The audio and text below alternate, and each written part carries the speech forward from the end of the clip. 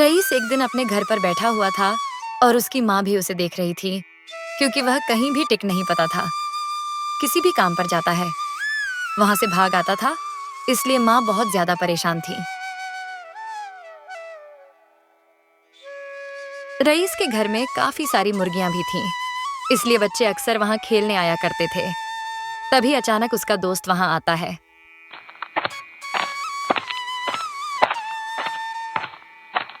अरे दोस्त, ऐसा कब तक बैठे रहोगे घर पर खाली? चलो कहीं चलते हैं, जंगल में लकड़ी काट कर लेके आते हैं। वही शहर बेच आएंगे, कुछ पैसे ही कम जाएंगे। इसके बाद वह दोनों दोस्त जंगल की ओर चल पड़ते हैं लकड़ी काटने के लिए।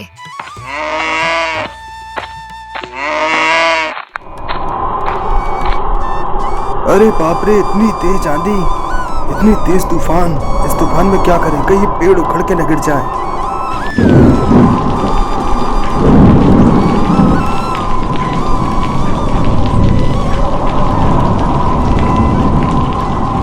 जोरदार आंधी तूफान शुरू हो जाता है और बहुत ही तेज बरसात होने लगती है। इस पर दोनों काफी घबरा जाते हैं। अरे रईस, अब क्या करें? इतना तेज तूफान, इतनी बारिश। मुझे तो ठंड भी लग रही है। ऐसे क्या करें? ऐसे खड़े खड़े तो मुझे भी डर लग रहा है। कहीं पेड़ गिर गया तो फिर क्या होगा? चल कहीं छिपते हैं। लेकिन कहाँ छिपे मेरे दोस्त? कहीं जगह, ये सामने घर है, इसमें चलते हैं, चल। जब वह दोनों उस घर में जाते हैं तो वहाँ उन्हें एक लड़की दिखाई देती है। दरअसल वह एक गायन का घर था, जो कि शिकार पर जा चुकी थी, लेकिन उस घर में एक लड़की थी।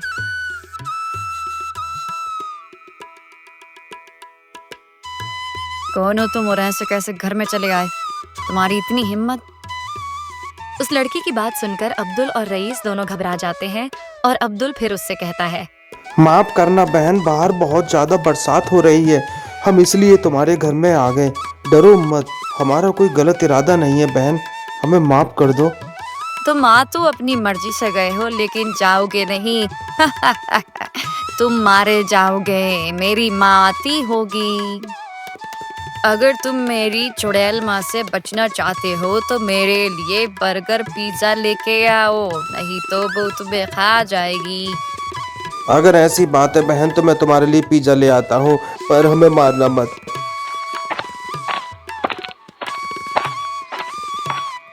इसके बाद अब्दुल तेजी से भागता हुआ जाता है और पिज्जा लेकर वापस आ जाता है। पिज्जा देखकर वह लड़की बहुत ही ज्यादा खुश हो जाती है। लड़की खुशी खुशी वह पिज्जा खा लेती है। काफी देर के बाद अब्दुल और रईस उसे देख रहे थे और अब्दुल उससे पूछता है, तुम तो एक लड़की हो, तो तुम इस चुड़ैल के साथ क्यों रहती हो? तुम्हारी माँ है ये कैसे हो सकता है? वो एक चुड़ैल और तुम एक सुंदर लड़की हो, बात क्या है? हमें बताओ ना। सही कहा, ये चुड़ैल मेरी माँ नहीं है, लेकिन ये मेरी माँ जैसी है। इसके पीछे एक लंबी कहानी है। गांव में एक सेठ था, उसने हमारी जमीन सब कब्जे में कर ली। मेरे माँ बाप नहीं थे, उसने कहा कि मेरे माँ बाप ने उससे कर्जा लिया था, इसलिए उसने मुझे मारने की कोशिश की। आखिरी वक्त पर इस चुड़ैल ने मुझे आसरा दिया, नहीं तो उसके आदमी मुझे मार देते। इसीलिए मैं इस चुड़ैल के साथ रहती हूँ और वो सेठ मेरी जमीन पर फसल कर रहा है। मुझे सोचकर काफी दुख होता है, मैं क्या करूं? उस लड़की की यह बात सुनकर दोनों लोग काफी परेशान हो जाते हैं और कुछ देर बाद रईस उससे कहता है, अगर ऐसी बात है बहन, तो तुम परेशान मत हो, हम उस सेठ को सबक सिखाएंगे और तुम देखना कि वो तुम्हारी जमीन जरूर वापस करेगा। क्यों नहीं करेगा बहन? सही कहा रईस, आखिर कैसे नहीं देगा वो सेठ। हम तुम्हारी मदद करेंगे बहन। ठीक है भैया, मैं भी यहाँ हमेशा नहीं रहना चाहती, अपने घर जाना चाहती हूँ। रईस और अब्दुल उस सेठ की तलाश में निकल पड़ते हैं ताकि उसे सबक सिखाया जा सके। अरे बेटी, मुझे पता है यहाँ दो इंसान थे। अगर वो तेरी मदद करना चाहते हैं तो अच्छी बात है, लेकिन अगर वो तुझसे पीछा छुड़ा के भाग गए हैं तो मैं उन्हें छोड़ूंगी नहीं। मैं उन्हें मार दूंगी। अब्दुल और रईस को वह जमींदार मिल जाता है। सेठ जी, हमें बहुत ही अच्छा ग्राहक मिला है, जो कि अपनी सारी जमीन बेचना चाहता है, और वो भी बहुत ज्यादा सस्ते दामों पर। क्या आप खरीदना नहीं चाहते? अब्दुल की यह बात सुनकर जमींदार के अंदर लालच आ जाता है और वह उसके साथ उस घर में चला जाता है। जमींदार उसे लड़की को देखकर चौंक जाता है और हैरत भरी निगाहों से देखने लगता है।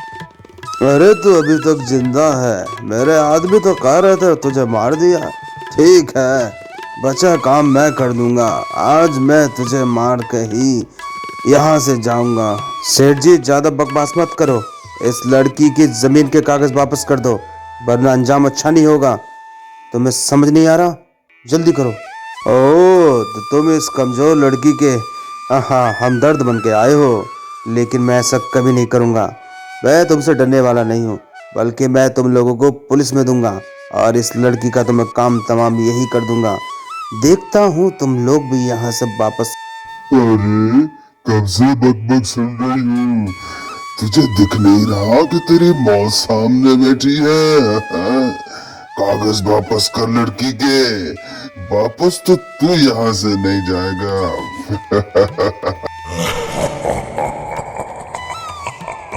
जमींदार देखकर के सामने भयानक चुड़ैल बैठी है। घबरा जाता है, कांपने लगता है और एकदम जमीन के कागज निकालकर उसे दे देता है और रिक्वेस्ट करता है कि उसे छोड़ दे। पर तू नहीं बचेगा। तेरे जैसे इंसानों को जीने का कोई अधिकार नहीं है। तेरी वजह से इस लड़की ने कितनी परेशानियां उठाई है, तुझे क्या पता। मैं तेरा खेल ही खत्म कर देती हूँ, ताकि तू फिर किसी मजबूर का फायदा नहीं उठा सके।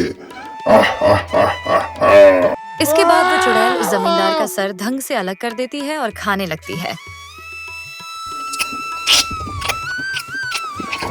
कितना टेस्टी है, मजा आ गया। काफी मोटा हो गया हराम का माल खा खा के।